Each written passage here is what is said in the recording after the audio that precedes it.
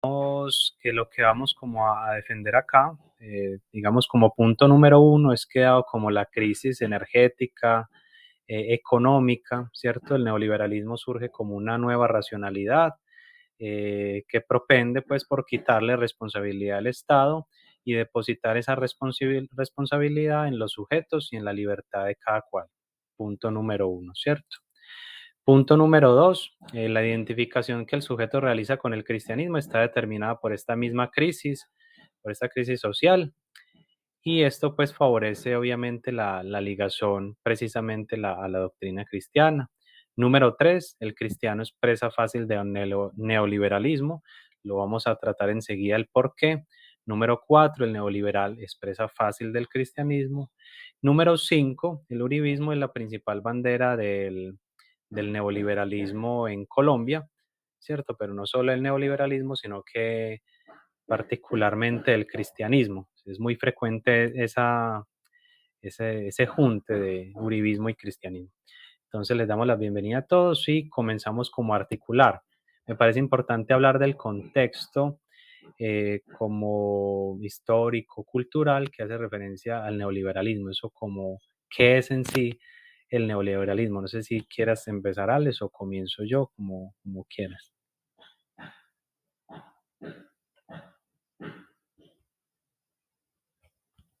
Ahí se te fue el audio.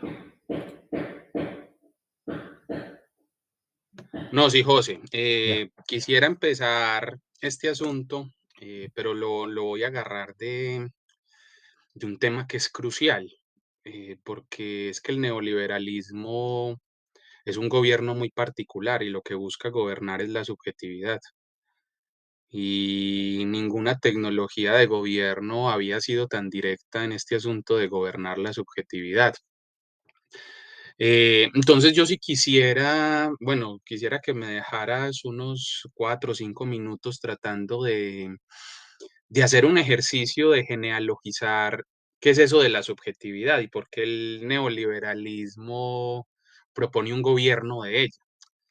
Y, y bueno, yo quisiera partir rápidamente de un recorrido que hace Michel Foucault, y ese recorrido pues empieza en Roma, en Grecia, en Roma, pasa por el cristianismo y después con la modernidad. Y en la modernidad tardía es donde nos vamos a encontrar nosotros con el neoliberalismo. Entonces resulta que nosotros encontramos en Grecia y en Roma la posibilidad del sujeto de devenir otro en el tiempo. Esa gente lo tenía claro. Uno puede ser otro en el tiempo. Es decir, yo puedo desmarcarme del poder, puedo tomar distancia ética con los valores de mi mundo y puedo ser otro. Por ejemplo, los griegos y los romanos hicieron eso a través de algo que bautiza Foucault, la estética de la existencia, bueno, que también parte de un ejercicio de reconocerse uno, de pensarse uno mismo, de cuidar de uno mismo. Y entonces, a través de ciertas prácticas, los griegos y los romanos podían pasar de ser gobernados a gobernarse ellos mismos, un autogobierno. Pero, ¿qué sucedió? Resulta que acá aparece el monstruo del cristianismo. El cristianismo aparece a decirle al sujeto que él no puede ser otro en el tiempo, que él no puede, que él no puede ir más allá del lugar que Dios le fijó en el mundo. Y entonces con el cristianismo el sujeto está condenado a ser siempre el mismo, es decir, un pecador, no más que un pecador. Y por eso van a haber un montón de prácticas, de técnicas que lo van a reforzar, porque el cristianismo va a establecer un mensaje claro. Mire, dentro de vos habita oculto el pecado y el pecado nunca se va de vos, nunca. Siempre debes estar hipervigilante, siempre debes hacer hermenéutica de sí, desconfiar de la carne. Y siempre lo vas a hacer en la tierra. Quizá pueda ser otro, sí, el cristianismo dice que puede ser otro en el tiempo, pero no en este mundo, sino después de la apocastata, así de por allá, cuando bien venga Jesús, cuando, ¿cierto? Cuando pase todo el apocalipsis y sí, allá vamos a estar con él, pero en este mundo no plantea un devenir otro. Y precisamente yo creo, según esta es mi tesis, miren, en el cristianismo pasa algo también muy, muy fundamental y es el estatus. ¿Qué pasa con el estatus? El estatus es dado por Dios. Es dado por Dios a través de los reyes, de ese orden feudal en donde si yo nazco hijo de cortesano, muero hijo de cortesano. Si yo nazco rey, pues seguramente mi familia también va a tener títulos de nobleza. Entonces, las posiciones sociales no podían superarse porque Dios las estableció y así quedaron fijas para siempre. Uno no podía luchar con eso. Pero entonces acá es donde nace la modernidad. La modernidad se va a oponer a eso y va a decir, miren, va a existir algo que se llama competencia.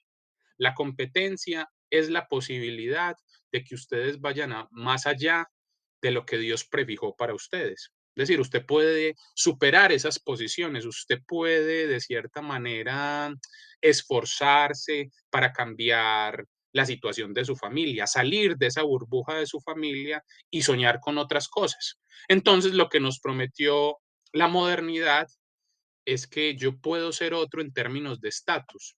Pero acá es mi tesis. La tesis que yo reivindico es que, así como en el cristianismo uno no puede ser más que un pecador, en la modernidad uno no puede ser más que un competidor. Es decir, puedo ser otro en términos de estatus, pero no puedo ser otro en términos de subjetividad, porque la única posibilidad de ser otro en el tiempo implica la competición.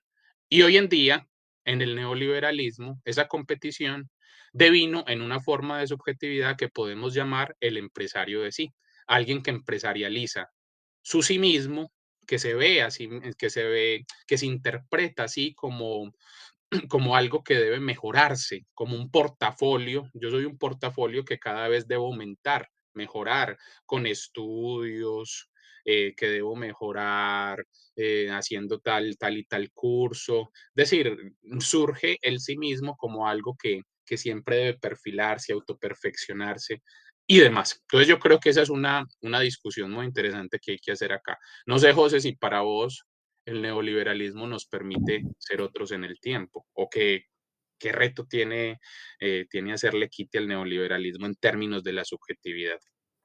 Ujú. Muy interesante eso que propones que con el cristianismo, ¿cierto? No, no lo había considerado como de esa manera, como que de alguna manera condena a cierta quietud, ¿cierto? Este relato cristiano, el de ser pecador. Eh, Quiero empezar como a retomar esto que mencionas de la modernidad y todo lo que trae, porque si recuerdo bien, la modernidad trae consigo cierta promesa, ¿cierto? La revolución industrial, científica, cierta promesa de progreso, desarrollo, ¿cierto? Que la sociedad llega como a un estatus de completud, eh, y construye un montón de herramientas para hacer frente a la tragedia y a lo traumático de la naturaleza, de la enfermedad, del mundo, ¿cierto? Nace la ciencia, bueno, un montón de cosas. El problema con esto, y eso es lo que quiero empezar como a plantear, es que digamos que la modernidad, más que darle solución a la tragedia, la oculta, ¿cierto? Como que la pone, la reprime un poco, porque mientras nosotros fantaseamos que hay mucho desarrollo, también solemos fantasear que obviamente la catástrofe ambiental va para abajo, está mejorando. Nosotros solemos fantasear que un montón de inequidad también va para abajo, y que vamos a llegar como a un estado de no violencia, ¿cierto? Pero eso también es cuestionable. Frente a eso, yo, digamos, propongo que el neoliberalismo es como una especie de intento sintomático por resolver eso, ¿cierto? Creo que en este vamos a trabajar con varias bibliografías. Este texto de neoliberalismo, ¿cierto? De Bedoya, que me prestaste tú, Alex, el sublime objeto de la ideología de CISEC, hay una tesis de la Nacional sobre el uribismo. Bueno, me gustaría plantearlo con un cuento. Hagan de cuenta que hace mucho tiempo existía un reino donde habían un montón de recursos para todos, ¿cierto? Había agua, minerales, carbón, trabajo. O sea, era un reino muy próspero, estaba cercado, ¿cierto? Por cierta malla y tenía su propio rey que tomaba decisiones importantes. Pero obviamente este reino fue atacado por catástrofes, problemas económicos, guerras. Entonces ya los recursos no eran los mismos. Entonces habían unos sectores que eran muy pobres, que ya no tenían acceso a un montón de cosas, y habían otros sectores pues que obviamente tenían muchas más posibilidades de trabajo y de recursos. Esa diferencia y esa división social, fruto de la catástrofe, comenzó a generar ciertas protestas públicas. ¿Contra quién? Contra el rey, que durante mucho tiempo administró esos recursos. El rey, inteligentemente, para no ser criticado y para que estas protestas no terminaran incendiando todo el reino, lo que hizo fue diseñar una especie de propaganda eh, para vender de que los que son realmente responsables de esta catástrofe y de salir adelante son únicamente los sujetos, ni el reino, ni el rey, ni nada.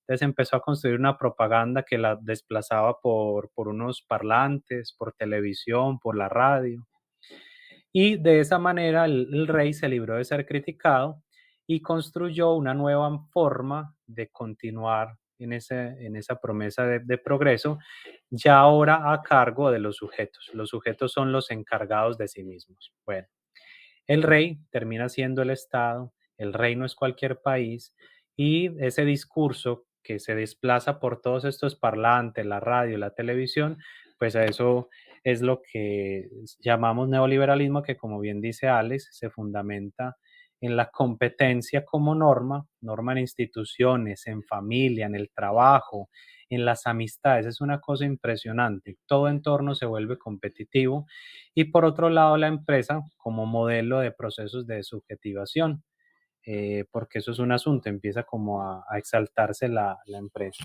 ¿Por qué digo que tiene como un carácter de solución sintomática? Porque a la par que se brilla, se pule la imagen del Estado, se deja como indemne, se puede seguir creyendo en él, a la par tranquiliza un poco los sujetos frente a la catástrofe.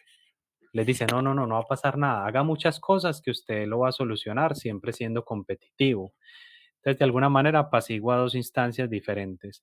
A este proceso es el que Foucault llama desinversión del Estado, que ya toda la responsabilidad que antes caía en el Estado empieza a recaer convenientemente, digámoslo así, sobre los sujetos y sobre la libertad de los mismos. Entonces, digamos que esta es como una pequeña introducción como a lo que es el neoliberalismo, que muy bien pues Alex también lo ha visto desde el punto religioso. No sé si hay algún comentario. Sí, José, vos decís ahí, bueno, con este cuento que nos muestras, nos introduces unos poderes que hay que diferenciar. Bueno, y quisiera mostrar que el neoliberalismo no va a surgir de la nada, sino que va a surgir también en la base de la intelectualidad, de muchos hombres que han hecho unas discusiones que han girado en dos órdenes. Hay una tensión, una tensión siempre entre los economistas, entre, entre la gente que piensa el Estado, y esa tensión se da entre aquellos que consideran que debe brindarse una primacía de lo social y los otros que consideran que debe darse una primacía de lo individual.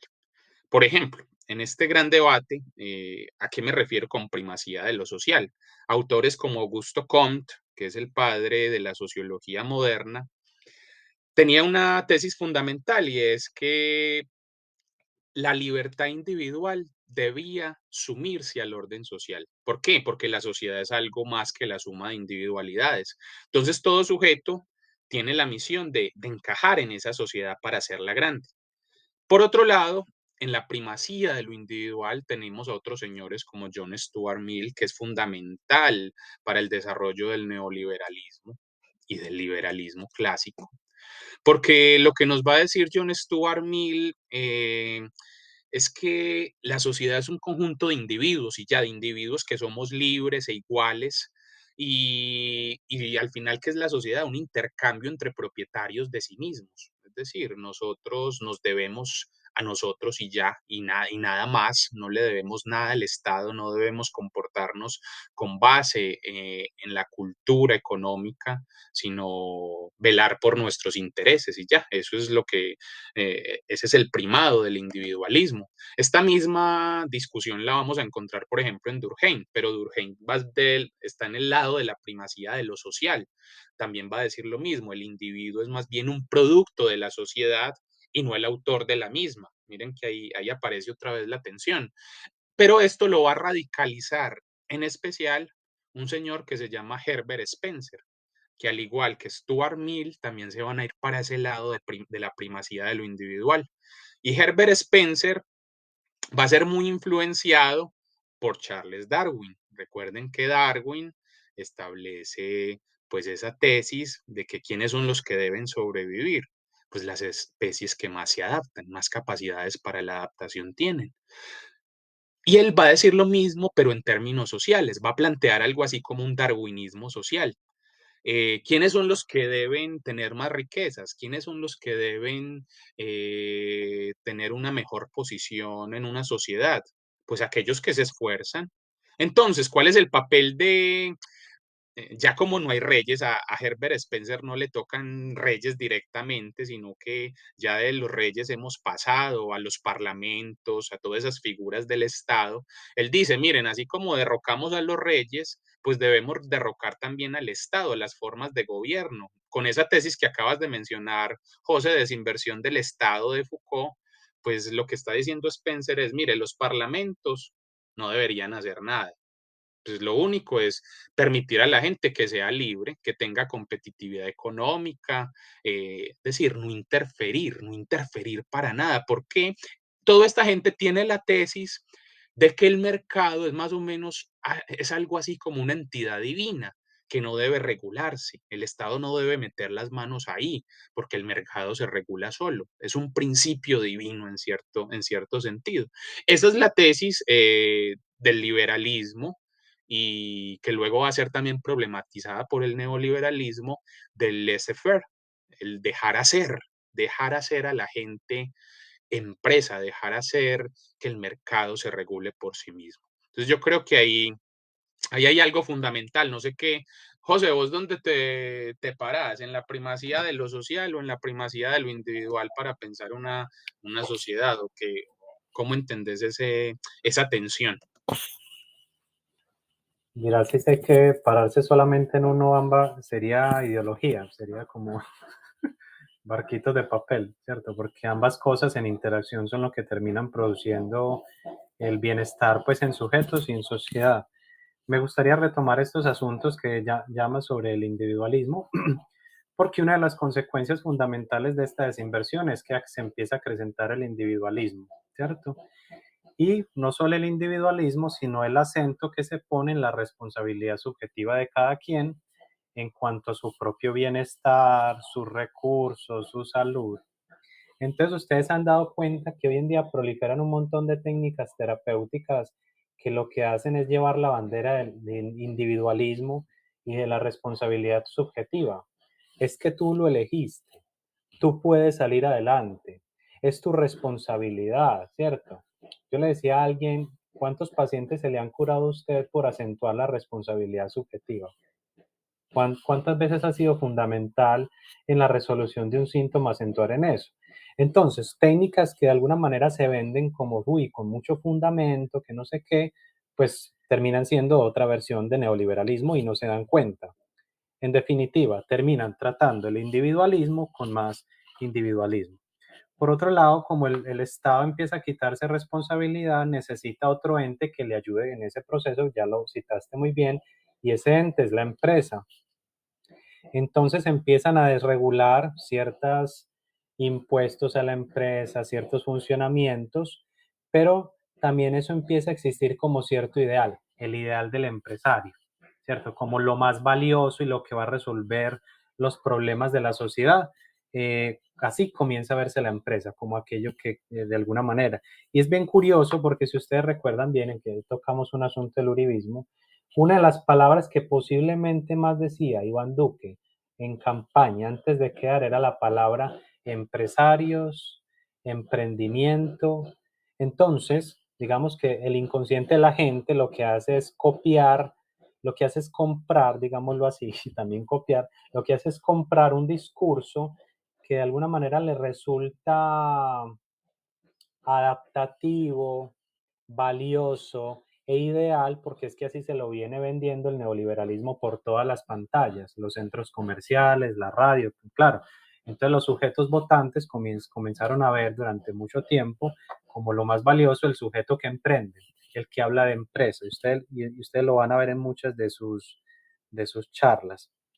O Eh, sea, eso es muy problemático para gobernar, porque mira, yo que he investigado con asuntos de conflicto armado, claro, acá está la idea de que entonces el Estado te entrega un capital semilla, por ejemplo, a las víctimas, a los excombatientes, es decir, los mete en la onda del empresarismo. Y en la experiencia, en nuestras entrevistas, estudios con víctimas, con excombatientes, pues pasa algo, y es que, bueno, ¿dónde crecieron las víctimas? ¿Dónde se subjetivaron? Igual los excombatientes, muchos son de zonas rurales, y en esas zonas rurales todavía tienen una vida muy, muy agraria, del campo, de cultivar, incluso de intercambiar algunos frutos de la tierra. Y entonces cuando les entregan un capital semilla, que para salir del conflicto armado, para poder reivindicar su historia, pues terminan fracasando. Porque claro, no son subjetividades empresariales aún, solo que a partir del gobierno se les dice crea empresa. Pero, ¿quién es el que fracasa cuando no puede sacar adelante su capital semilla? Es un fracaso de la víctima y del excombatiente, porque no supo hacer algo grandioso con esto que le permitió el Estado metiéndolo en estas lógicas empresariales. Pues, entonces, mira eso que mencionas de Duque y de muchos gobiernos que han tomado pues el camino del éxito como el empresarismo, eso también es muy, muy problemático. Bueno, y acá hay algo fundamental, José. Uno ya no va a la empresa, uno es la empresa. Eso es lo fundamental del neoliberalismo. Uno iba a la empresa en la revolución industrial. Bueno, todavía la gente va a la empresa, pero además de ir a la empresa, tienen una demanda más. Tanto en la empresa como fuera de ella, ellos deben ser la empresa. Son la empresa, ¿cierto? Ponerse siempre la camiseta, estar imaginando nuevos proyectos de negocio mientras se toman las cervezas con los amigos, en cualquier espacio, en cualquier espacio, cualquier lugar es pertinente para emprender, para saber cómo le vamos a hacer el quite a la precariedad, sabiendo que esta misma precariedad ¿cierto? La posibilita el neoliberalismo, pero también nos da la salvación. Mire, pues es que frente a la precariedad emprenda. ¿Y cuántos emprendimientos fracasan? La mayoría. no, sí, y digamos que además de proliferar, no sé si ahí se escucha bien, ¿cierto? Además como de proliferar las técnicas que acentúan la responsabilidad subjetiva, proliferan las políticas que no tienen en cuenta las circunstancias sociales de alguien para de alguna manera entender su situación, porque todo se lo depositamos precisamente al individuo. Entonces ustedes recordarán este eslogan de el pobre es pobre porque quiere. Ustedes ya sabrán pues en qué campaña política o qué personas afín, digamos, han pronunciado eso y digamos que en su mayoría son uribistas, ¿cierto? El pobre es pobre porque quiere es como el eslogan que representa muy bien esto de la responsabilidad toda sobre el sujeto. José, un paréntesis aquí porque yo no puedo dejar el cuento que te echaste, el del rey, ¿cierto? Por fuera. Entonces, retomando ese cuento, vos hablaste de un primer poder, ese rey, pues que quiere que su reino crezca, cuidar las ovejas, ¿cierto? Más o menos llevarlas a que produzcan, le produzcan riqueza. Ese poder se llama poder soberano, ¿cierto? Ese es el poder del que habló Michel Foucault. ¿Cuál es la característica de ese poder soberano? Lo dice Foucault, hacer morir y dejar vivir. Toda la gente en un reino le pertenece al rey. Él es el que decide si los hace morir o los deja vivir. Y ese poder va a estar caracterizado, se va a enfocar en la tierra y sus productos, ¿cierto? Por eso el feudalismo. que parece muy, yo creo que acá no hemos salido todavía del feudalismo, pues directamente en Colombia todavía, por ahí hay unos lastres, unas cosas que nos hablan de terratenientes y todo eso. Eh, y de gente, por ejemplo, mira ese video que pasó hace poquito, ese video que apareció, que se volvió tendencia en Twitter de una gente, me imagino que tenía una empresa agraria, que le hablaba muy mal a los trabajadores. Ahí se ve más o menos unos resquicios de poder soberanos, con unas amenazas muy fuertes, es decir, o te quedas sin empleo, incluso no se sabe qué puede pasar, si te dejan vivir, si, si qué le pasaría a los que viralizaron ese video. Entonces, ese primer poder soberano interviene sobre los ritmos de la naturaleza y le dice a los sujetos, mire, necesitamos cultivos, ¿cierto? Necesitamos riqueza para el Estado, necesitamos construcciones. Entonces coge los cuerpos de los que viven en el reino y los utiliza aceleradamente para traer más ganancias al rey, para que el rey pueda ser muy grande, porque para los reyes siempre ha existido la teatralización del poder, por eso han vivido en castillos, en lugares tan ostentosos, porque la estética les muestra que son muy poderosos. ¿Cierto? Entonces, ese es el primer poder. Podemos hablar que ese poder se vivió en la Edad Media, ¿cierto? Incluso después de la Edad Media en ciertos lugares de Europa. Pero luego pasamos a otro tipo de poder y es ese cuento que cuando tú llegas y mencionas como mira, es que un rey ahí siempre cuidando pendiente de la gente que vive en el reino, no, démosles autonomía para que ellos produzcan voluntariamente, ¿cierto? Para que se autoexploten. Pero entonces ahí hay un tránsito y pasamos a un poder disciplinario, ¿cierto? Es cuando la gente entonces sale de las vidas rurales y se crean las primeras factorías, las primeras fábricas en el mundo. Entonces, en esas fábricas, con la revolución industrial, hay una característica del poder. El poder encierra, el poder espacializa los cuerpos, los temporaliza. Es decir, les dice, mire, ustedes deben estar en esta fábrica y les vamos a contar su capacidad para la producción por unidad de tiempo. Debes hacer tantos botones en tanto cierto tiempo, debes apretar tantos tornillos en tanto cierto tiempo. Entonces es un poder que constriñe, que te dice, que te vigila, que te dice, no, mira, es que no puedes descansar, no puedes hacer esto, está siendo muy caro para esta industria. Entonces también ahí les extrae las fuerzas físicas. Es un poder que Foucault denominó anatomopolítico. ¿Por qué? Porque se dirige al cuerpo.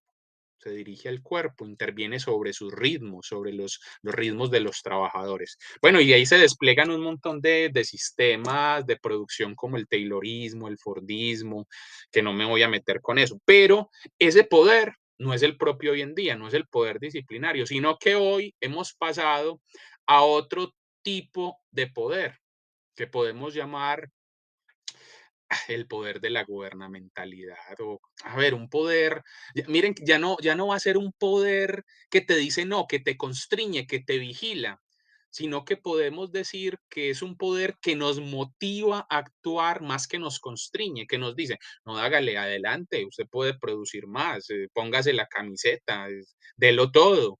¿Cierto? Ya no es un poder que el jefe por allá vigilando te hágale, pues no, uno se vigila a sí mismo. Hemos pasado del panóptico al neopanóptico. Entonces el poder ya no se ejerce contra la sociedad civil, contra los ciudadanos, como lo va a proponer el marxismo, sino que es un poder que se ejerce desde ellos mismos. ¿Por qué? Porque es un poder que va a incidir en los deseos, en las emociones, en las creencias de los sujetos, que nos va a seducir con el progreso, que nos va a seducir con nuevas burbujas de sueño, que extrae las fuerzas cognitivas, emocionales, aptitudinales, que las explota en nombre del mercado. Entonces, ese es el poder propio del neoliberalismo y es un poder que ya no interviene en los ritmos de lo otro, del trabajador otro, sino que llega y se mete dentro de nuestra subjetividad y nos dice, venga, explota los ritmos de sí mismo, ¿Por qué? ¿Por qué estás tan lento? La lentitud, revisa esa lentitud. Revisa que tengas 34 años y no tengas un emprendimiento. Revisa que todavía no te hayas graduado de doctor, ¿cierto? Entonces es un poder que es seductor. Miren que es distinto al disciplinario, ya no es anatomopolítico. De hecho, una consulta clásica hoy en día, es clásica como en términos de que es muy típico, una consulta típica hoy es: "No soy capaz de descansar".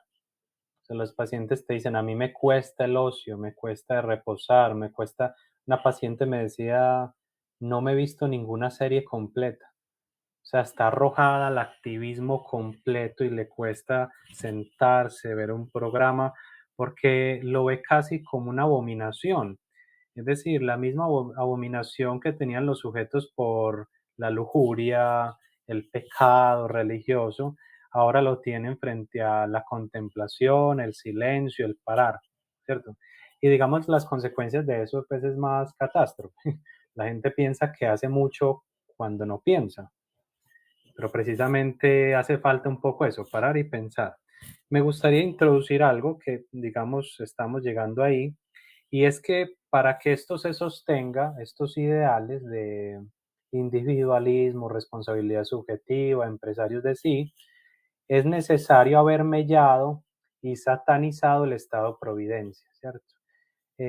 Yo a veces pienso que un ideal para posicionarse opera como ese arquitecto que cuando va a construir una edificación lo primero que hace es destruir todo lo que hay ahí, lo deja vacío para poder posicionarse.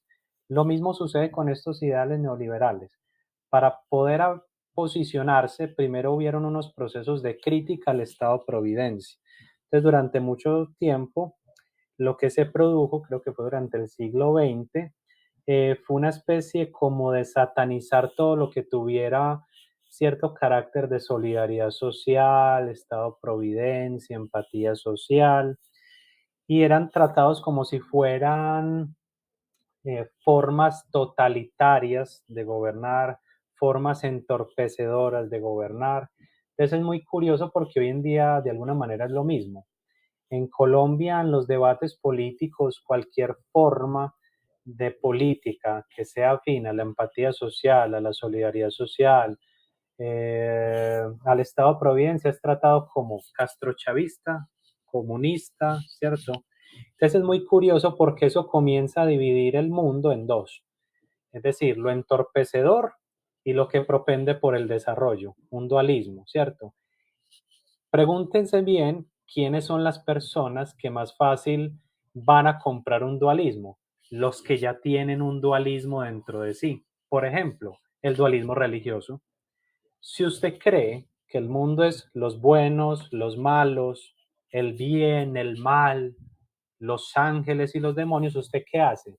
Usted va a comprar otros discursos que sean afines a la dualidad, como decirle, maniquea. Es decir, no hay matices, no hay procesos, simplemente hay entidades y hay juicios y hay categorías que de hecho muchos pacientes lo que llegan a pedir a consulta es eso, diagnostíqueme, o sea, póngame una etiqueta de fijeza. Entonces, en medio como de satanizar eso, comienza a depositarse, como ya dijimos, toda la responsabilidad en la libertad del sujeto, pero es una libertad tramposa, es decir, el sujeto tiene la libertad de velar por su salud, por su prosperidad, por su trabajo, por crear trabajo y trabajar en él. Entonces eso lo sumerge en un ambiente continuo de incertidumbre y que es la palabra clave que quiero que comencemos a tratar en este momento. El neoliberalismo, si bien es una forma de tratar la incertidumbre, no borra la incertidumbre.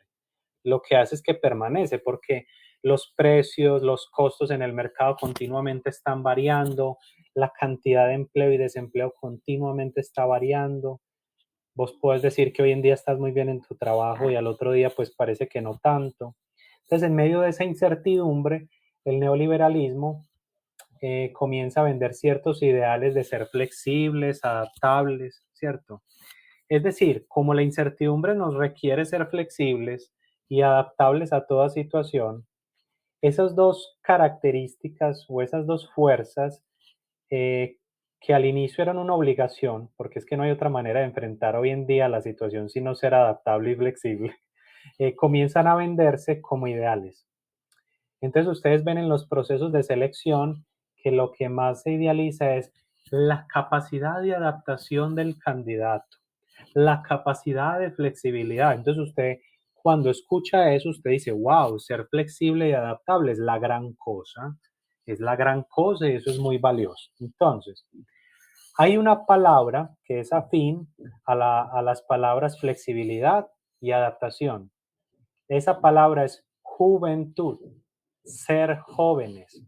Un elemento que es muy valioso para el mundo contemporáneo es ser jóvenes, porque ser joven es cierta promesa de ser más productivo, ¿cierto? Para el sistema, más flexible, más adaptable. Es bien curioso, miremos el caso de Iván Duque, de nuevo candidato del uribismo. Cuando ustedes revisan todas las presentaciones públicas durante campaña, eran presentaciones que velaban por decir, soy un muchacho muy adaptable, muy joven y muy flexible.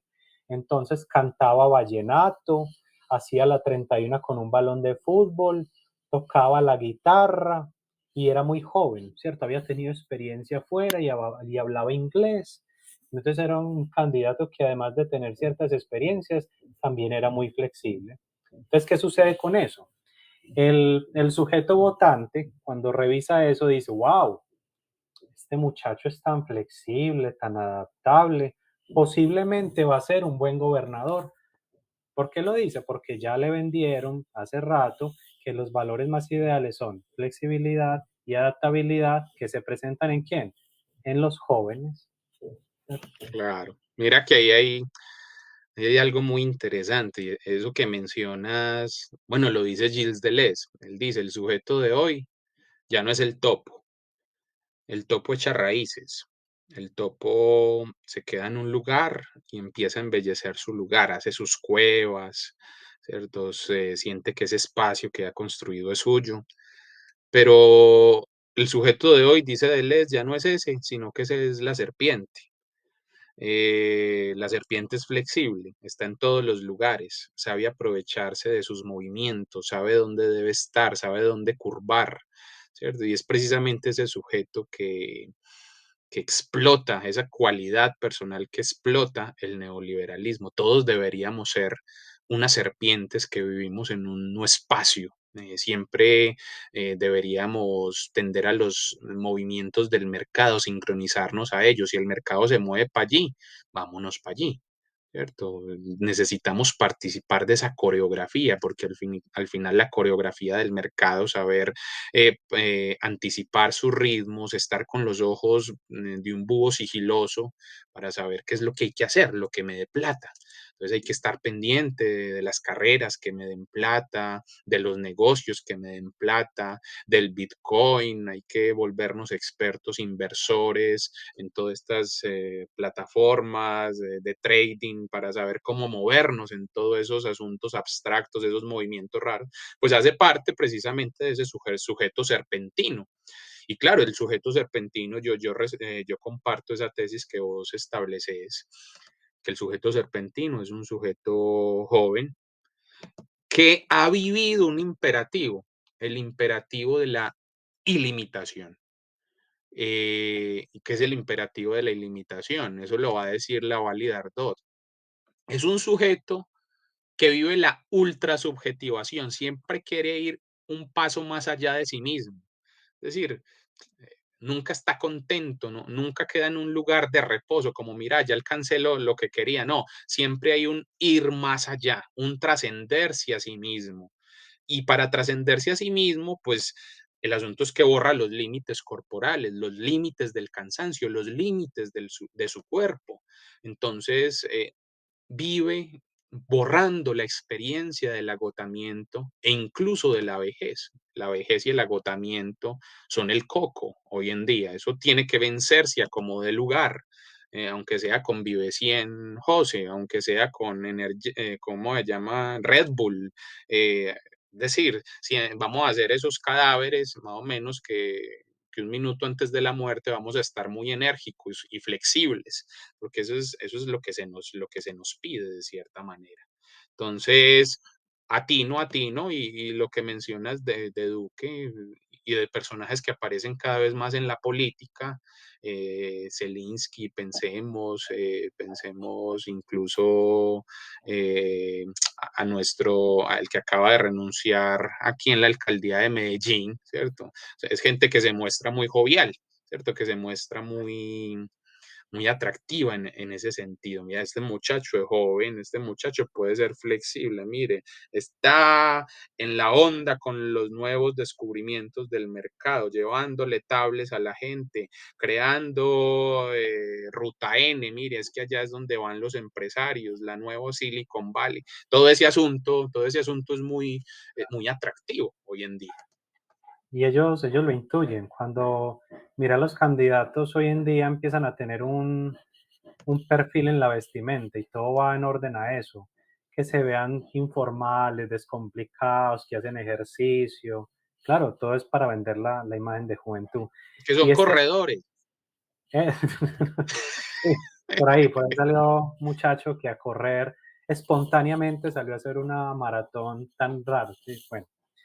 Que van a Eh, alcanzar a Pico. No sé si has visto la publicidad de corredor, el que está en la alcaldía, que el único que le puede, porque Fico también es corredor y entonces sale allá a las maratones y todo ese asunto. sí. Eso es, Bueno, eso es lo que tenemos que hacer videos trotando y corriendo para que este canal suba y todo este. juventud, juventud. Y Así es. lo otro, lo que Oye, decía entonces te pregunto, una tesis que podemos decir, como para que les vayan quedando ideas muy claras. Yo puedo decir que la gubernamentalidad neoliberal ha llevado a considerar al sujeto responsabilizarse de sí mismo por cuestiones que antes le competían al Estado. Es que el Estado, pues antes se preocupaba por si alguien estaba en la pobreza. El Estado antes se preocupaba si alguien no tenía buena salud. El Estado se preocupaba si alguien no tenía trabajo. El Estado se preocupaba si alguien no tenía educación. Porque si yo le daba educación, trabajo, salud a la gente, la gente iba a ser un Estado grande. Claro. ujú, Pero hoy en día, entonces podemos decir eso, que el sujeto se responsabiliza de cosas que antes le competían al Estado. ¿De acuerdo o no? correcto, sí, así es, así es. Eh, Frente a eso del activismo que decías ahorita, iba a hacer como un comentario, no sé si se me escapa. Ah, bueno, sí, decías que es un sujeto constantemente tratando de ir más allá y borrar el cansancio, como que eso no aparezca. Uno se pone a ver eso y eso no es un sujeto muy paulista.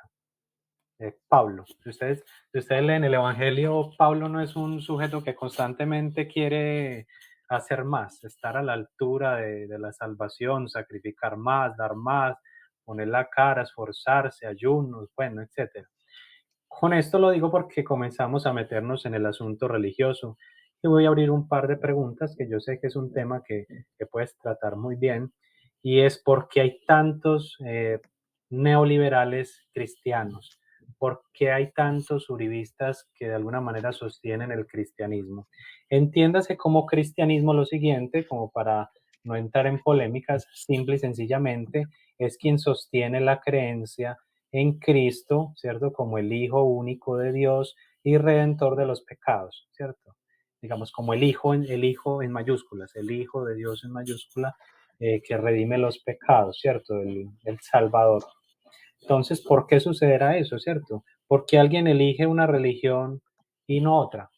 Porque alguien dice, yo voy a ser cristiano y no budista. Porque alguien dice, voy a ser cristiano y no musulmán.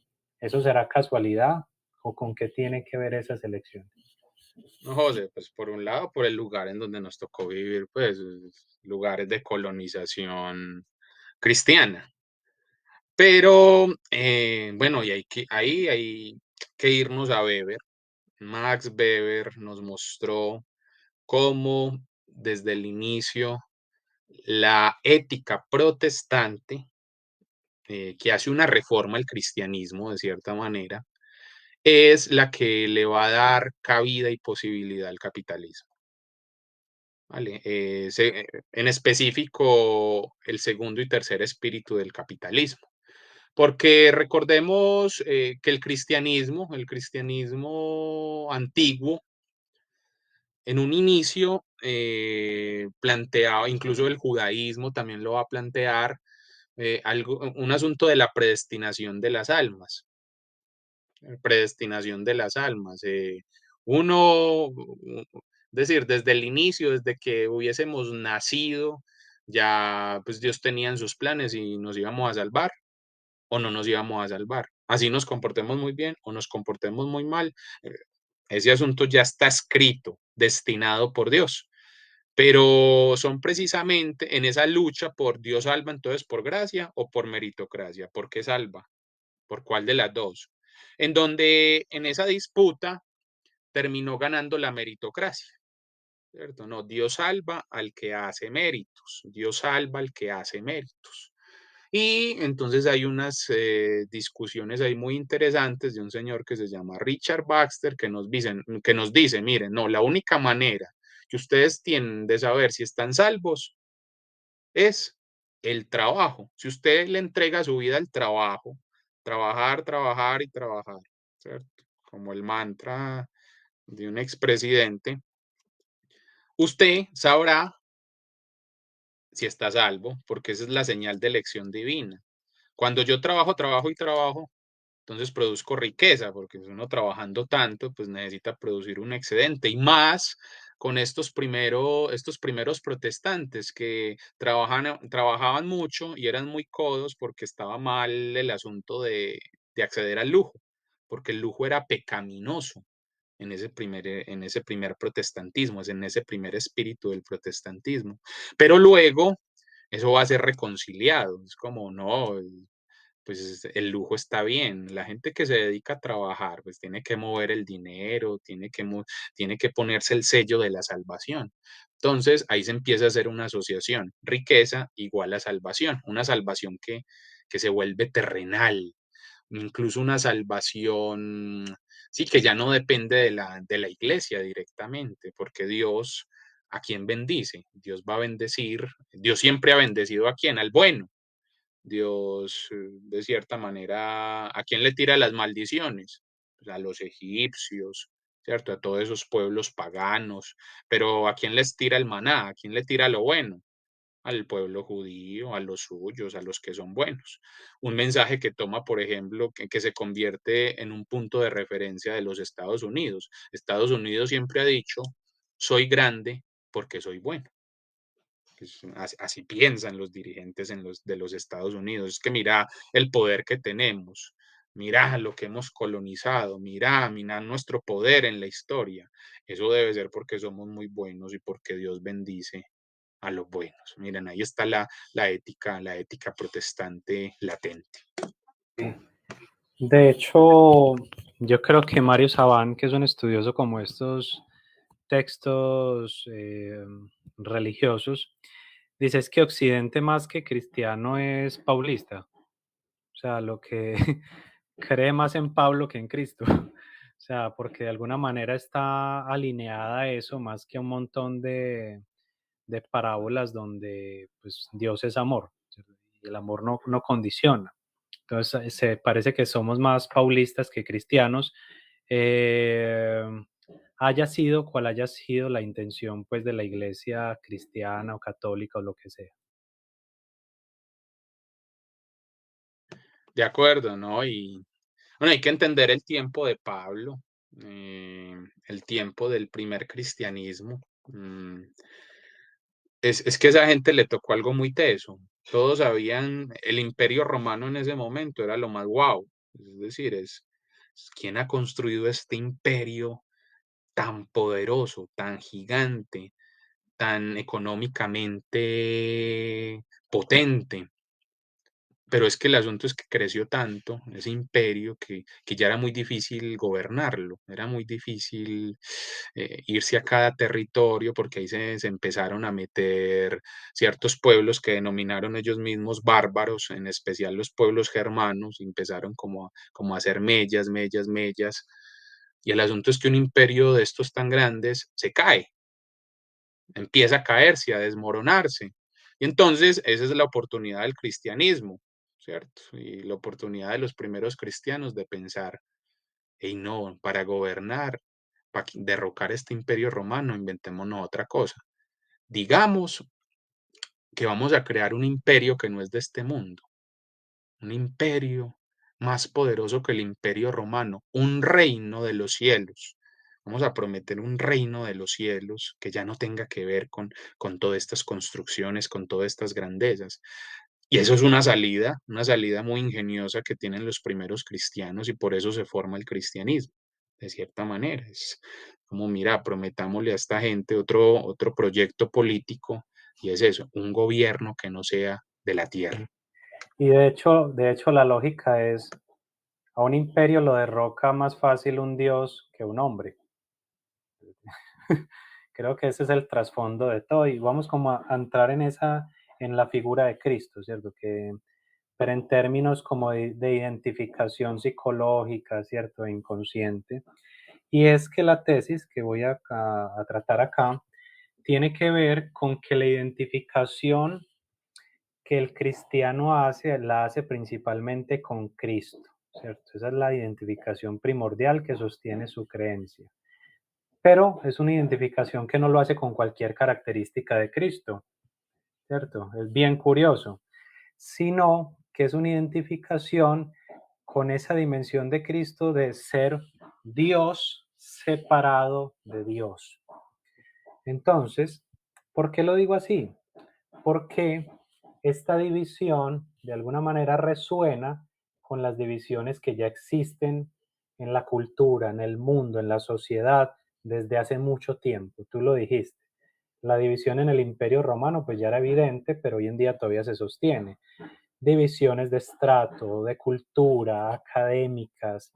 Entonces, en Occidente, donde se encuentran muchas de estas divisiones, es mucho más fácil identificarse con un Dios dividido, ¿cierto? Porque es un Dios que puede entender la división que nosotros como latinos experimentamos. Ahí, esto lo estoy sacando de un texto de Zizek llamado El núcleo perverso del cristianismo, Slavoj Zizek. Entonces ahí cita a Chesterton y él dice, busquen en cualquier religión y no van a encontrar ninguna religión donde aparezcan las siguientes cosas. Un Dios que se subleva en la cruz cuando dice, Padre, Padre, ¿por qué me has abandonado? Es el único Dios que se subleva contra la fe y la religión. Eh, la única divinidad que de alguna manera proclama estar aislada de Dios. Nunca. Y la última es la única religión en la que al menos por un instante Dios pareció ser ateo. Esas son como las premisas de Chesterton.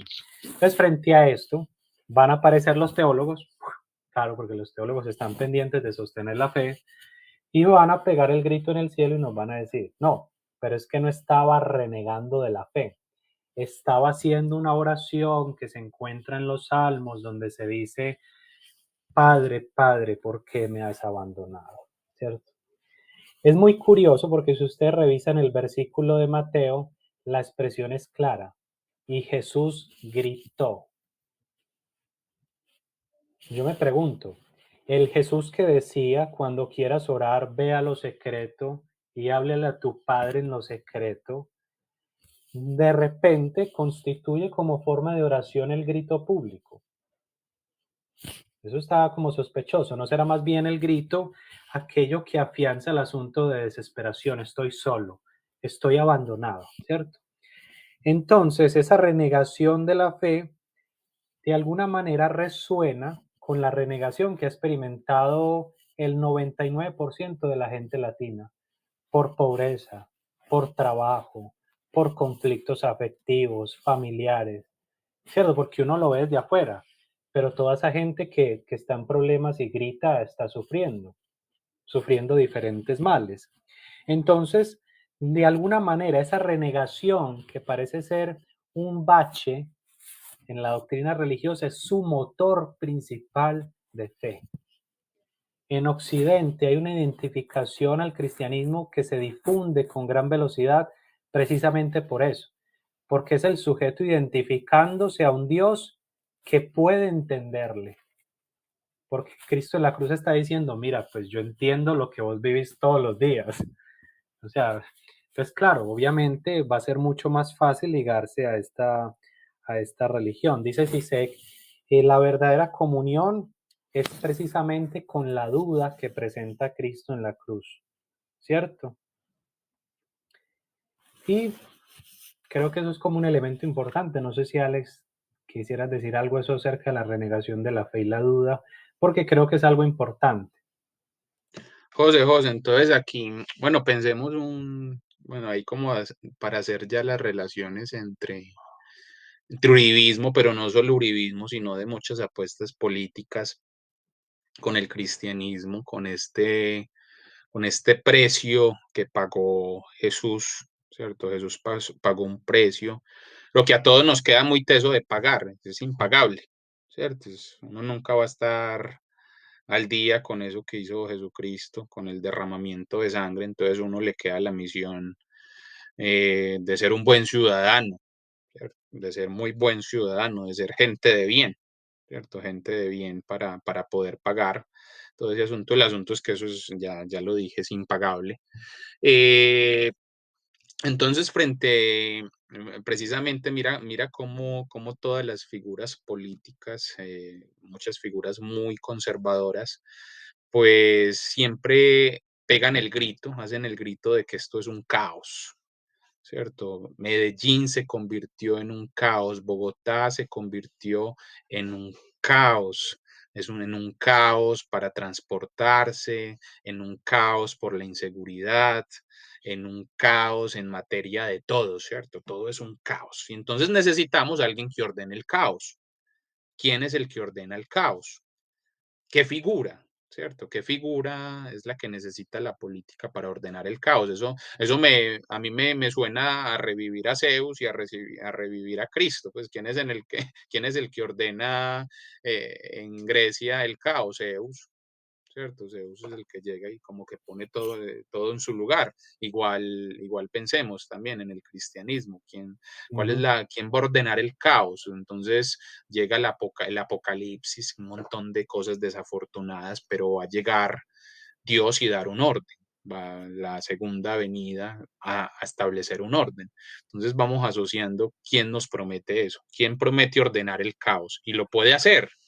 Sí, De hecho, uno de los candidatos para, no sé si es alcaldía o gobernación del Centro Democrático del Uribismo, decía, vamos a rescatar a Medellín del quinterismo. O sea, ni siquiera es pactar, debatir, vamos a rescatar, o sea, le falta una corona de espinas y ya pues termina el cuadro completo de salvación. de acuerdo, José. Y bueno, y ya sabemos, hay un peligro inminente cuando la izquierda toma el poder.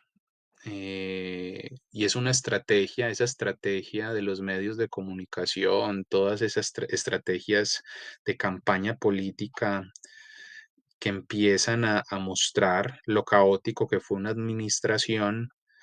Y entonces, al vender tanta inseguridad, ¿cierto? Venden inseguridad, inseguridad, inseguridad. Y entonces, entonces van a mostrar, ¿cierto? El maestro de la seguridad. ¿Quién va a volver a ser Antioquia un lugar para viajar, por ejemplo? ¿Cierto? Ese asunto me gustaría analizarlo. ¿Quiénes recuerdan a Uribe por eso? Mucha gente De hecho, lo recuerda. Uribe fue el que nos permitió volver a salir a los pueblos, ¿cierto? Pero mira que acá hay un asunto seductor, tratémoslo de mezclarlo con neoliberalismo, como para no salirnos. ¿Qué es ser feliz hoy? ¿Cómo se nos vende la felicidad? La felicidad implica ampliar el horizonte de lo disponible. Ese es el requisito para ser feliz. Eh, pues quizá nosotros teníamos chiquiticos una bicicleta y con la bicicleta llegábamos a la otra cuadra, al parque al parque y saludar a nuestros amiguitos y jugar luego. Luego con la moto pues, podemos ir a la ciudad, con el coche podemos ir a otras ciudades, a otros pueblos. El asunto es que, ¿cómo así? Ya no puedo ser feliz. Hay un orden guerrillero que no me permite ir a mi pueblo. Eh, no me está permitiendo participar de esa burbuja de sueño del hombre libre que va a su finca a disfrutar con su familia. Preguntémonos quiénes eran los que podían hacer eso. Ir a la finca de la familia. ¿Cierto? Esa promesa, ese orden fue recuperado ¿para quién? ¿Será que fue recuperado para las clases, para el estrato uno 2 y 3 que iba con fama de las ballenitas o a los chorritos? Entonces, a la gente se le ha quedado esa imagen. Que está bien que hoy podamos viajar de manera más seguro, claro, había mucho en ese momento, claro, muchas crisis de seguridad, pero mira a quién se le promete, es decir, cómo se le da salida, cómo se muestra a un hombre que limpia el camino, que nos devuelve la seguridad. Mira, de hecho, en ese libro de Neoliberalismo de Bedoya, él dice que frente a la incertidumbre comienza a aparecer un mercado que vende el aseguramiento, ¿cierto? Instituciones que venden seguros, asegúrate para que tu relación esté mucho más estable, todo en cuestiones de seguridad. Entonces, de alguna manera, el eslogan del Centro Democrático de Seguridad Democrática reúne una palabra, la palabra seguridad, que se asienta en dos elementos, que es la incertidumbre estructural, que eso hace rato está, y por otro lado, la incertidumbre efectos de la violencia, digamos, del conflicto armado, etcétera, una violencia que existía, de hecho. Pero que sea esa doble, digamos, esa doble base favorecía que obviamente se convirtiera en un eslogan mucho más fuerte dentro de los votantes, mucho más atractivo, ¿cierto? Por otro lado, cuando uno revisa la tesis de la Nacional de Identificación al Uribismo, ahí describen las formas discursivas que tenía Álvaro Uribe, no solo en campaña, sino en todos los periodos, y en todo momento dejaban claro que era cristiano, que era creyente, que encomendaba las operaciones militares a Dios, agradecía a Dios cuando se daba un nuevo golpe a las FARC. De hecho, digamos, un evento que al parecer es muy calculado, una de sus reelecciones la recibe con la santa ceniza en la frente. O sea, se dan cuenta que ahí lo que se está eligiendo no es solo un presidente, se está eligiendo un buen cristiano. Es decir, posiblemente él lo sabía y por eso lo hacía público en todos los momentos. Me levanto y le pido a Dios que me ayude a manejar el país. Encomendémonos a la Virgen para que este país siga marchando. Entonces no es casualidad que haya movido tantas masas precisamente en el país tan religioso como Colombia, el país del Sagrado Corazón. Y les voy a poner un ejemplo, que esto no es solo un asunto ideológico, sino también políticamente calculado. Es como si el Centro Democrático y el Uribismo supiera eso. Para vender a los cristianos hay que vernos como buenos cristianos. Es que piénsenlo, es así, tal cual. Cuando revisan el eslogan, en medio de eso, de un montón de violencia en el país, en el periodo de Uribe, cuando estábamos en ese momento surgió un eslogan, si recuerdo bien, llamado Colombia es pasión. El colombiano es pasión, es arte, es música, y el logo de Colombia es pasión es un corazón con una especie de llamas que salen de ahí. Búsquenlo en internet. Y el logo del Centro Democrático, mano firme, corazón, ¿cómo se llama? Corazón grande, Fuerte, eso, algo así, corazón, mano, sí. mano firme, corazón grande. Si ustedes ven el logo, el dibujito, es una réplica, una especie del Sagrado Corazón. Es que mírenlo, mírenlo, es una réplica. Si lo ponemos acá en pantalla, se van a dar cuenta que es como tratando de hacer resonar todo ese núcleo religioso ideológico que ya tenía el colombiano hace rato. José, sí, eso es muy preocupante, pero yo no lo digo que solo con el uribismo, muchas apuestas políticas han caído en ese juego. ¿Cuál es el juego de gobernar? Siempre inventarse un enemigo. De hecho, es que esa es la mejor forma de gobernar. Cuando yo te lleno de miedo y te digo que el enemigo es el venezolano, que el enemigo es el castrochavismo, que el enemigo también, que el enemigo es el uribismo, que el enemigo es este. De, eso cae muy bien en la narrativa a partir de la cual la gente reflexiona y se piensa, porque esa narrativa siempre nos la han contado. Siempre que hemos visto películas, siempre hay un enemigo, siempre hay unas personas buenas,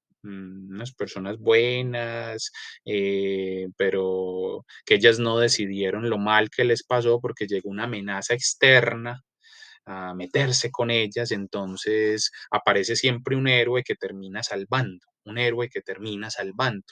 No sé si se vieron te viste la película de Secreto, como de Sonidos de Libertad, pues aparece la imagen del americano que llega y salva a los niños, ¿cierto? De este asunto de la pedofilia, pero es un americano, es un héroe, ¿cierto? Entonces, el cazador de Caperucita Roja también llega. En todas las películas nos muestran esta figura del héroe salvador. Eh, y mira, una política sensata para mí implicaría siempre sospechar de un enemigo, sospechar de la construcción, sospechar de ese mecanismo de construcción del enemigo, de reconocer nuestros sesgos, de reconocer que nosotros mismos pues participamos políticamente en posiciones muy dicotómicas. A ver, no reconocemos nuestros propios sesgos, lo malo que podemos hacer para gobernar un país. Entonces yo creo que ahí sí es fundamental también pensar que en la izquierda se ha hecho esto. En el mundo, también la izquierda también funciona a través de la misma, muchas veces de la misma estrategia. Hay un enemigo. Yo creo que hay algo que hay que combatir ahí. ¿Cómo hacer una política desde otro lugar? No desde esa trama Sí, sí. que siempre no sabemos. Bueno, y sobre todo, pues para no desarticular esto, ¿cómo construir políticas, José? Mi pregunta es, problematizando también el mercado. ¿Cómo se problematiza el mercado? Porque el mercado es lo que se nos vende hoy en día como lo más grandioso, como el progreso. Y yo siento una gran amenaza, y yo no sé si vos compartís esta amenaza, y es que como hoy asistimos a una economización total de la vida, en donde el arte ya es arte para el mercado, ¿cierto? En donde la educación incluso es educación para el mercado. De hecho, yo a veces me asusto mucho cuando se hacen proyectos de investigación y siempre le preguntan a uno como, bueno, ¿y cómo se le puede vender esto a una empresa? ¿Eso para qué sirve? Llévelo para una empresa, precisamente esa política de ciencia que articula el Estado, la universidad y la sociedad. ¿Cómo articular? Que todo conocimiento no debe ser útil y para hacer empresa. Hay conocimiento que sirve para pensarnos, para crear otro mundo simbólico, pero no solo para la empresa. Pero incluso la economización total de la vida en las relaciones. Hoy en día hay un gran riesgo, José, y es la amistad. La amistad corre un gran peligro porque pareciera que somos más negociantes. Me junto con este porque mira, qué buen negocio puede salir de ahí. Es que puede salir un proyecto interesante. Eh, la intimidad se negocia a través de las redes sociales. Es decir, siempre parece que no hay un espacio que haya quedado libre de la economización de la vida. Todo queremos sacar, usufructuarlo en favor del mercado. Entonces, la pregunta es, Claro. cómo pensar políticas de gobierno que no estén siempre economizadas. De hecho, la otra vez hablábamos en un parque de este asunto y proponías como cierto horizonte utópico donde se plasmaban, ¿cómo fue que me lo dijiste? De alguna manera un impuesto, pero de orden de servicio social, como que la compra de lujos implicara haber tenido un par de horas de servicio social a una comunidad, a un grupo, porque de alguna manera eso era fomentar de nuevo la empatía, fomentar como la construcción social, la sensación de comunidad, que hoy en día es tan necesario y me parece que es una forma de resistencia, porque la experiencia de comunidad brinda un sentido también común, global, mucho más trascendente, y este sentido trascendente ayuda a afrontar, obviamente, las experiencias típicas de depresión individualista, ¿cierto? Estoy sufriendo solo por lo que me pasa a mí, estoy pensando solo en lo que me pasa a mí. Alan Badiou y Zizek están de acuerdo en eso. Por ejemplo, que el asunto de comunidad es una forma de resistencia. No lo dicen explícitamente, pero cuando ellos te dicen, las protestas violentas tienen que ver con eso, con que hoy el mundo de alguna manera, el universo social ya no tiene mundo, ya no tiene sentido comunitario, entonces es una protesta como vacía, que ya no dice nada, sino que simplemente una especie de desesperación sin sentido, tiene que ver con eso, que no hay espacios donde el sujeto de alguna manera se sienta estructurado, se sienta ligado a una comunidad, a sí mismo, ¿cierto? Y por otro lado, un asunto que no tocamos muy a fondo fue el asunto de la deuda con Cristo. Sisek dice que si bien Cristo nos salva, nos deja una deuda, porque uno esperaría que el cristiano dice, no, ya, fui redimido, fui salvado, estuve una especie de atavismo, creo que le llama eso, una especie como de tranquilidad, yo ya estoy tranquilo, ya estoy... No, el estado típico del cristiano es una especie de activismo continuo, tengo que estar a la altura de tal evento de salvación, entonces va a lanzarse a un continuo esfuerzo y ejercicio. ¿Y a qué sistema le conviene un sujeto continuamente activo? Al neoliberalismo, porque un sujeto continuamente activo va a querer trabajar más, a querer emprender más. Y de hecho, cuando uno revisa ciertos elementos de los relatos cristianos, hay unos núcleos neoliberales. Les pongo unos ejemplos. La parábola de los talentos. Es la historia de cómo un Dios, a modo de mercader, premia o castiga las actividades que realizaron unos sujetos con los recursos que él les dio. Los premia y los castiga. Y de hecho es el sistema que opera desde que nosotros estamos en el jardín. Premio y castigo. Les digo tal cual. El neoliberalismo nos lo meten desde que usted está en el jardín y le entregan medallas, lo castigan, lo ponen en cuadros de honor. Le están diciendo, el mérito y la desgracia son cuestiones individuales. Se lo están vendiendo y usted no se dio cuenta. Por otro lado, tenemos la iconografía cristiana que, a diferencia de la budista, de alguna manera lo que vende es un activismo permanente. Mientras los ojos de Buda lo que reflejan es un mirar hacia adentro sereno, es decir, no quiere controlar el exterior, la iconografía de los santos cristianos es un éxtasis, como si estuvieran alerta a una especie de amenaza continua y hay que luchar contra algo afuera.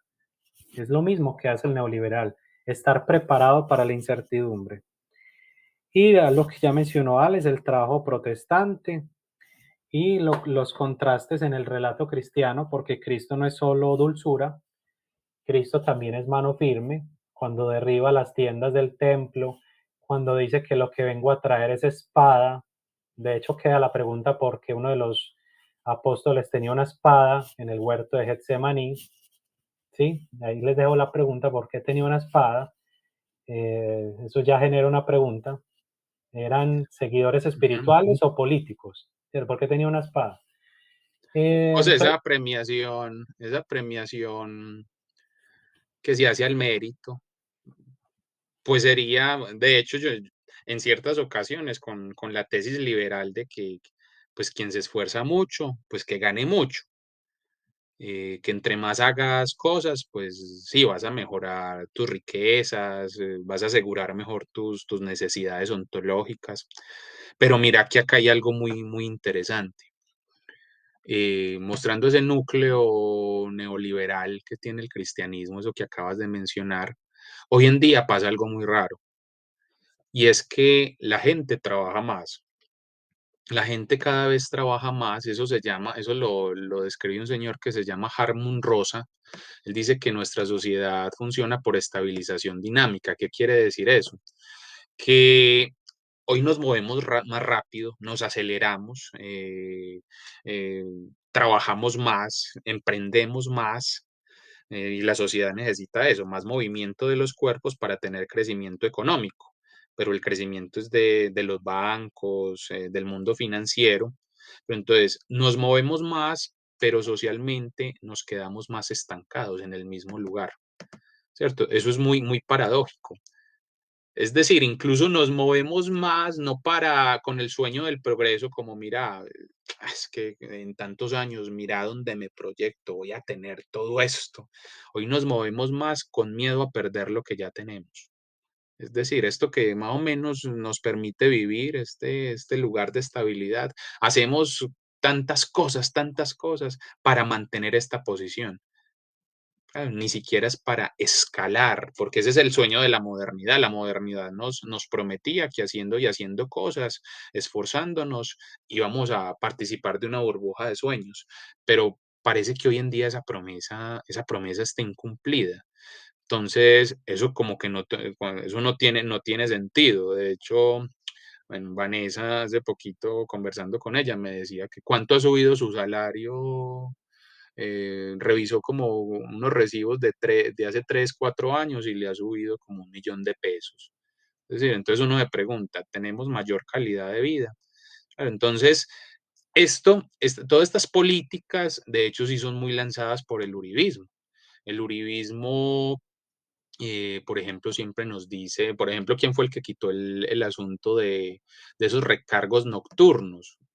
Pues antes el sujeto ganaba más y trabajaba después de las 6 horas, de las 6 de la noche, ¿cierto? Entonces las 6, las 7, las 8, 9, las 10 se las pagaban más. Entonces hoy debe trabajar esas horas, pero le van a dar el mismo precio, porque entonces le van a pagar lo mismo porque empieza las noches desde las 10. O ¿cómo? Que disminuir las horas semanales, que esta propuesta que está lanzando el gobierno de Petro, para bajarlas de 48 a 40 paulatinamente de una, el uribismo no, eso no le conviene a los empresarios, ¿cómo así? Pagarle lo mismo sabiendo que van a trabajar menos, o ese asunto de la política de que las mujeres, pues por el asunto de la menstruación, aquellas que tienen mucho dolor en esos días no trabajen, que se les dé un descanso, que se les dé día libre. No, entonces tú miras en las políticas neoliberales muy cercanas al uribismo, eh, ese asunto son los que hacen que trabajar y trabajar más no sea sinónimo de progreso, sino de mantenerse en el mismo lugar, haciendo rico al empresario. De hecho, cuando estaba Uribe en los periodos, los largos, las largas jornadas laborales eran televisadas, es decir, eso quedaba registrado, y de alguna manera el pueblo constantemente se estaba enterando de que Uribe se sacrificaba desde las 6 de la mañana hasta las 7 de la noche, todo el día estuvo trabajando y a través de eso se normalizaba el trabajar constantemente. Pero la trampa con eso es que si nosotros normalizamos el trabajar constantemente, también estamos normalizando la incertidumbre y la precariedad que está detrás de eso. Porque es que si estamos trabajando mucho, es porque precisamente no tenemos los recursos para vivir, entonces estamos trabajando mucho. Entonces, a través de ese movimiento de trabajar, trabajar y trabajar, que fue digamos, el eslogan de Uribe, mucha gente comenzó a entender, no, no, yo no tengo que quejarme. Si el presidente también trabaja, pues entonces a mí también me toca, eso es lo que normal voy a tener que vivir de por vida. Y eso es una trampa constante. Total. No, y trabaja precarizado, trabaja sin que te paguen la seguridad social, trabaja por prestación de servicios, trabaja por horas. Entonces esas políticas de desprotección de los empleados, de tercerizarlos, pero en nombre de los empresarios, que claro, les sale mucho más barato, pero detrás de eso llegan y dicen, no, es que estamos promoviendo empleo, pero ¿qué tipo de empleo? ¿Cierto? ¿Qué tipo de sujetos está formando la política? ¿Cierto? La gente que le toca entonces para poder sobrevivir, tener 2, 3 trabajos. Eh, yo creo que una sociedad, si miramos una sociedad que no está bien hecha, es una sociedad donde la gente trabaja mucho, porque la gente debería tener es tiempo para el ocio, para pensar, para reflexionar, ¿cierto? Para mí, yo por qué estoy haciendo esto, detengamos un momentico estos ritmos en los que estoy y repensémonos, ¿cierto? Entonces, yo le apuesto, mi apuesta política, mi alucinación es una sociedad en donde trabajemos menos, ¿cierto? Donde el trabajo no sea trabajo incluso remunerado, porque tenemos ya nuestras necesidades ontológicas resueltas. Entonces, quizás un asunto más del deseo, del gusto, de la proyección personal, pero que no está afincada a un salario. De hecho, esa es la tesis de Franco Berardi, que él la plantea en el sistema europeo. Tenemos que replantear el mundo del trabajo, porque esa fue la idea que construyó el protestantismo. Eh, el trabajo es la única oportunidad de salvación. Y no, el trabajo es una bendición, no, el trabajo siempre ha sido maldición, casi siempre en la historia. Necesitamos es tiempo para pensarnos, para crear bases de solidaridad, para crear comunidad, para ayudarnos, para hacer cosas juntos, pues, ¿cierto? Y, Así no, es, y que no siempre estén mercantilizadas. Necesitamos que espacios de la vida no estén subsumidos por el mercado. Necesitamos ratos de amistad, por ejemplo. Eso es así fundamental, que no es, estén. Ajá. así es, José, bueno. ¿qué entonces? ¿Hay preguntas? Sí, abre Sí, preguntas, porfa. las personas que están conectadas, nos gustaría que planteen las preguntas, comentarios que les surjan, experiencias, qué les resonó de esto. Y ya para ir terminando, vamos resolviendo estas preguntas. Pues ha sido como un placer tratar de exponer de la manera más sintética que podemos. Las pueden escribir por el chat o nos las envían a nosotros pues por interno como lo puedan hacer, ¿cierto? Nos dicen por acá, buenos días a todos. Nos está saludando un usuario. Ta, ta, ta. Buenos días. Ta, ta, ta. Hay personas de primer semestre también, dicen por acá, de cooperativa. Y voy a revisar el chat también del grupo, a ver si están escribiendo acá algún comentario. Entonces, si quieren, van pensando las preguntas en 2 minuticos y si no tienen ninguna, pues vamos terminando y les deseamos un feliz día. Eso es fundamental. Ajá. Perfecto. Listo.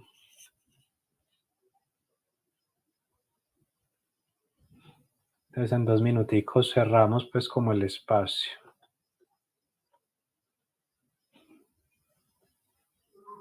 Ah.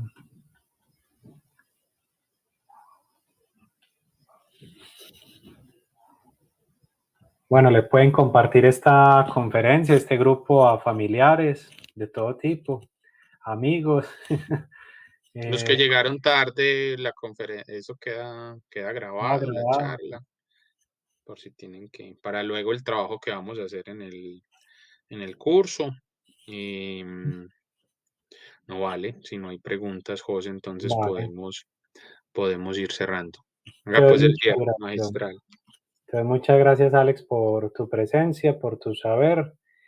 Y de eso se trata, de no hacer juicios de valor, sino estar pensando a partir de la lectura y el estudio serio como de estos fenómenos. Espero que haya sido eso lo que hayan encontrado aquí.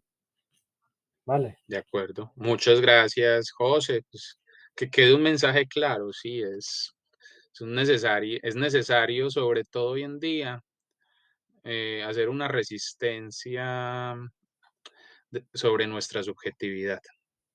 Cómo ser sujetos de otros saberes, de otros poderes que tomen distancia de esas cosas que también pueden afectarnos muchos, de ese exceso de responsabilidad, de todo, ¿cierto? Está bien, a quien no le gustaba vivir cuando estaba en su casa y el papá pues te daba la comida, la mamá te quería, te provee, ¿cierto? Era una proveedora. A veces el Estado también necesita eso, ser proveedor, sobre todo con aquellas personas que no tienen lo mínimo para poder competir. ¿cierto? Que no tienen, que nacieron en unas situaciones, en unos momentos históricos, en unas regiones en donde están desprotegidos. A veces yo creo que el Estado también necesita eso.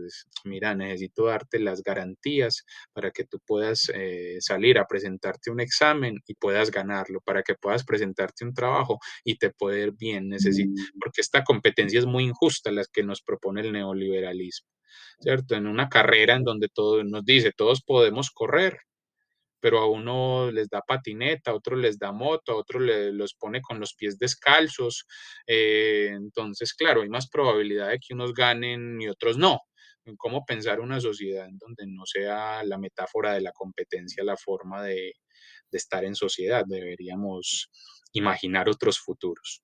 Yo creo que esa es la tarea que tenemos, cómo imaginar otro sujeto, cómo imaginar otro mundo, otra sociedad, otro futuro. Listo, José. Vale, que tengas un feliz día, hombre, Alex, y nos vemos luego.